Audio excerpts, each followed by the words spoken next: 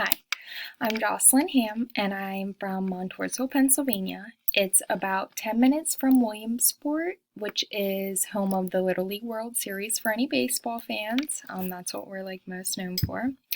I'm 23 years old, and I just recently graduated from Lock Haven University with my Bachelor's of Health Science. I have hopes to be a future physician assistant one day and work in a private office. Um, the last 4 years at Lock Haven were very eventful. I made some great memories, some of my bestest friends. Other than that, I didn't care too much for Lock Haven just because I was about 30 minutes from home. And I didn't feel like I got that actual home away from college experience because I was either home every week, on the weekends. It just never got that full true experience. So I'm pretty excited because I applied to Pittsburgh for the physician assistant program in January of 2024.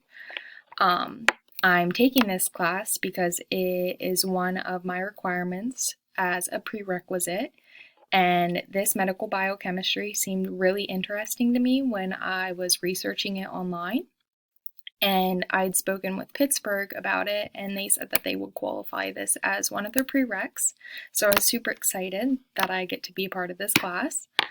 I live with my aunt and uncle in Montoursville. My mom moved when I was a senior in high school down to Harrisburg, which is about 2 hours away, and I just didn't want to leave my senior year. And then when I was 16, my dad moved to Maine, which is how I even thought of looking up this campus to begin with.